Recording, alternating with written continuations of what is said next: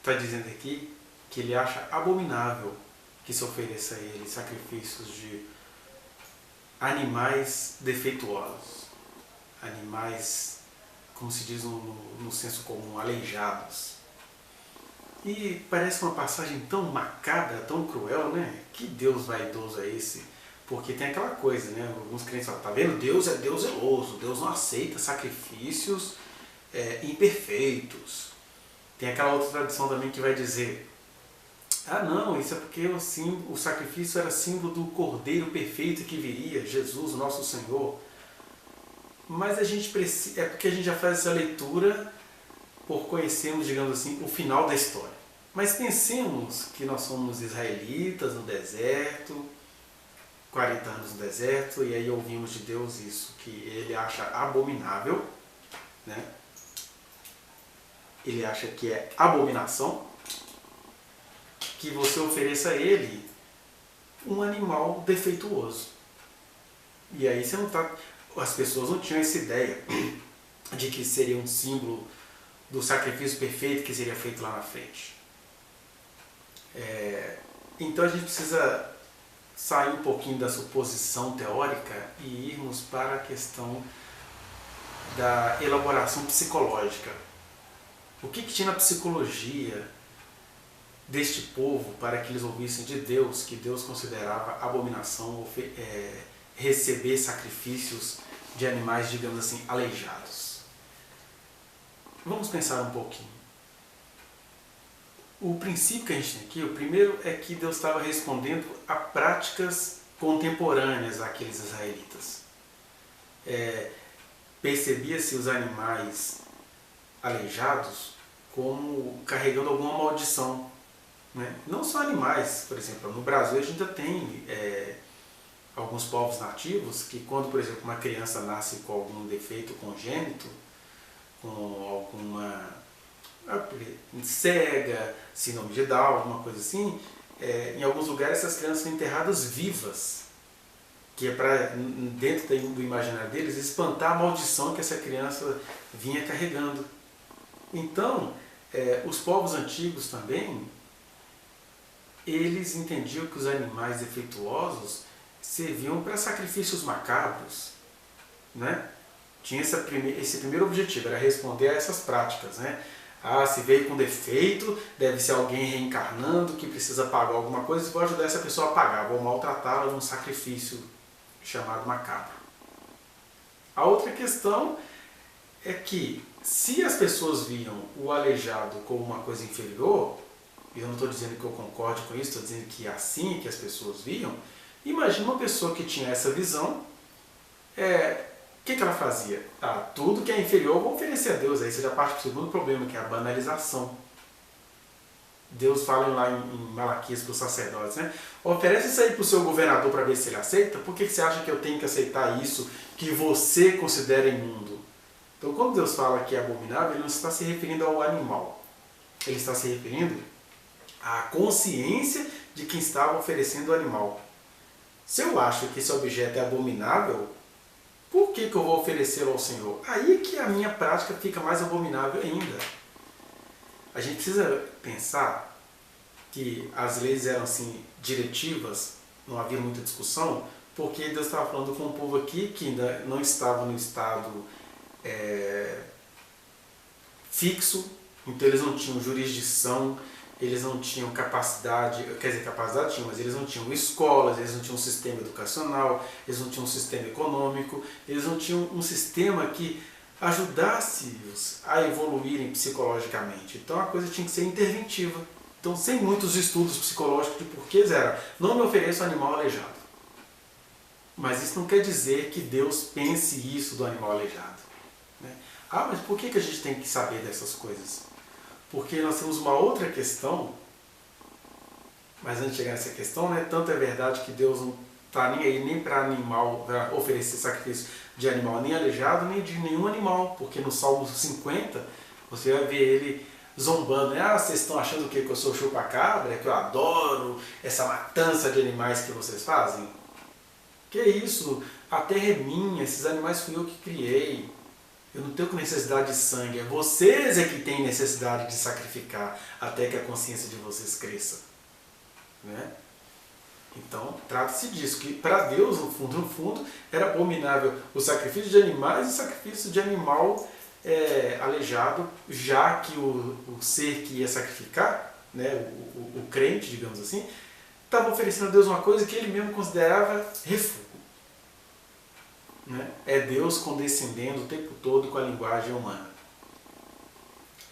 Aí, o terceiro motivo é isso. É que Deuteronômio também entende ser a repetição ou a reformulação da lei eterna de Deus em nossas vidas, dos princípios eternos da graça do Senhor em nossa vida. E o que a gente tem aqui de princípio eterno? Primeira coisa, ainda que pareça pela letra, Deus não abomina animal aleijado. Como é que você sabe disso? Deus em pessoa, quando esteve aqui, ele chegou em várias oportunidades, ele tocou o imundo, ele conversou com pessoas que eram vistas como impuras pela sociedade, e uma vez, logo após a cura de um hidrópico, o cara tinha um panção, que a gente não sabe se era barriga d'água, se era cirrose, alguma coisa errada tinha na barriga dele, Deus curou aquele homem. E depois disso ele foi para uma festa na casa de uma autoridade, onde estava todo mundo ali sentado, todo mundo que supostamente estava oferecendo um culto perfeito. Aí Deus fala para as pessoas assim: olha, quando vocês forem fazer uma festa, convide só gente que não presta, os coxos, aleijados, cegos, porque na mente daquelas pessoas, essas pessoas deveriam carregar alguma maldição. Aí Deus em pessoa veio aqui dizer: não tem nada de errado com elas, só tem de errado na cabeça de vocês. Então a gente começa a compreender que Deus está chamando de abominável aqui não o animal ou a pessoa aleijado, mas a percepção que se tinha dessas pessoas, desses animais. Agora, no sentido prático, o que acontece? Se eu estou lá numa geração que acha que um animal é aleijado, aí Deus está dizendo: não me traga esse animal como sacrifício, não, porque ele tem o direito de viver. Deixa ele viver. Traga aquele que você acha que está perfeito, que está pronto, que deveria viver mais. Então, esse está tão perfeito que você pode trazer para mim, já que é assim que a sua consciência pensa. Agora, esse que você considera defeituoso, eu estou dando a ele o direito de viver. Você pode comê-lo lá na sua casa, vai dizer os outros versículos. Como você vai comer os outros, como você vai se alimentar dos outros. Agora, para o sacrifício, para levá-lo ao culto, para oferecer como oferta a mim, eu não quero a oferta desse animal defeituoso, porque o defeituoso tem direito de viver como o outro não defeituoso. A gente vive numa sociedade que fica implicando com as mulheres que, por motivos que pertencem a ela, não querem deixar vingar uma gravidez de embrião, né? Embrião. Aí a gente fica todo preocupado com isso. Mas eu falo a gente porque eu estou nessa geração e a gente é contaminado por essas questões culturais. Aí as pessoas ficam assim, não querem fazer nada pelos seres defeituosos que nascem. Porque não é questão de inferioridade. Faz parte da natureza, também faz parte da humanidade, que pessoas nasçam com defeitos que só são chamados de defeitos por nós. Porque um cego que nasceu sem ver, ele não sente falta do que ele nunca viu. Uma pessoa que nasceu sem um braço, ela vai desenvolver outras características porque ela não teve aquele braço, não faz falta para ela. Nós é que olhamos para ela, ai coitadinho, ou queremos usar disso para sacanear, ou pegamos aquela criança que não tem os dois braços, vou ganhar dinheiro com esse menino desenhando lá na Praça 7 com o pé dele. Né? Então, o defeito dos supostos defeituosos não está no defeito deles. Está na maneira como as nossas consciências embotadas olham para eles. Por isso que Deus não gostaria desse sacrifício nos tempos de Deuteronômio. Por outro lado, quando ele fala que é abominável, ele está dizendo: abominável é esse tipo de consciência que você tem. Por que você vai me oferecer o defeituoso? Deixa o defeituoso viver até você aprender que não tem nada de defeito aí. Que eu me manifeste naquilo que vocês consideram inferior. Por isso que é abominável oferecê-los a mim. Eles têm mais é que viver. Viver o mesmo tanto que outros animais viveriam. Agora, contra o seu senso capitalista, né, contra o seu senso de não me oferecer aquilo que você tem de melhor, aí sim, aí eu quero um animal perfeito. Em parte para prefigurar o cordeiro perfeito que viria no futuro, e em parte para dizer agora, olha, vai doer em você. Mas você crê em mim? Então, ofereça-me o perfeito. Nós já vimos em outras meditações que ofereça-me, a pessoa também comia, se alimentava daquele sacrifício durante a oferta, né? Ou seja, recapitulando, é abominação o fato de que o ofertante quer oferecer a Deus aquilo que ele acha que não presta para nada. Segundo, é abominação porque a gente precisa aprender com Jesus a dar vida e voz àqueles que são aleijados. Alguns aleijões vêm na aparência física, mas outros estão em características mais psíquicas. A gente precisa acolher aquele que tem uma maneira diferente de olhar a vida, o esquizofrênico, né? As pessoas que têm algum retardo no pensamento, todas aquelas síndromes, né? O autismo, porque todos nós temos os nossos microdefeitos, só que eles não aparecem porque a nossa macro aparência física, né? A gente se esconde muito nela. Mas todos nós, desde que a terra decaiu por causa dos nossos pecados, nós temos muitos defeitos. Então eu não posso pegar o louco ou a pessoa que não tem determinada característica física, ou que tem determinada característica física protuberante, muito evidente, não posso maltratar essas pessoas, porque Jesus falou, não, convide os cegos, aleijados, surdos, convide-os para um grande banquete, seja isso no sentido físico, seja isso no sentido psicológico, seja isso no sentido espiritual. Sabe por quê? Deus salvou até você, que tem um corpo lindo, que tem uma inteligência, mas é um mau caráter dentro da sua casa. Olha só, Deus não levou em conta o seu defeito espiritual. Deus salvou até você, que sabe pregar maravilhosamente bem, mas que a sua mulher sabe o que você faz quando você está em casa.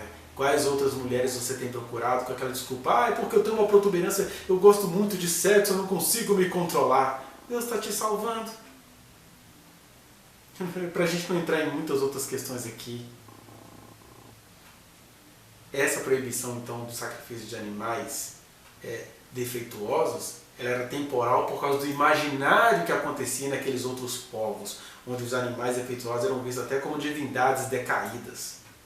Né? Senão a pessoa ia, eu vou oferecer isso a Deus, mas eu estou achando que eu tenho que adorar esse serzinho. Diz que no Antigo Egito, por exemplo, uma pessoa que nascia, né, com algumas características físicas, ela era vista como possuída por uma entidade espiritual. E ela era adorada. Muitos faraós eram vistos como possuídos por alguma entidade. Então, para evitar esse tipo de associação, Deus falava, olha, o defeituoso você não vai me oferecer, porque eu preciso tratar uma coisa na sua consciência. Até que veio Jesus e disse, nem tem defeituoso, sabe por quê? Todo mundo é defeituoso. Os maiores defeituosos da nossa história nem apresentavam características defeituosas físicas, né? Adolf Hitler, por exemplo, um homem muito bem educado, você vê o que ele fez na humanidade. Então, que a gente possa, como Deus, abominar as consciências que ficam adorando as próprias imperfeições. Esse é o sacrifício que ele abomina. E outra coisa, vamos deixar os defeituosos viver, usando aqui a linguagem que está no Deuteronômio. Vamos deixá-los viverem, porque na hora que a gente os deixa viver, aprende com eles, a gente descobre que o grande defeituoso da história temos sido nós, os aparentemente perfeitos. Que esse Deuteronômio, essa reformulação da palavra eterna entre no seu coração.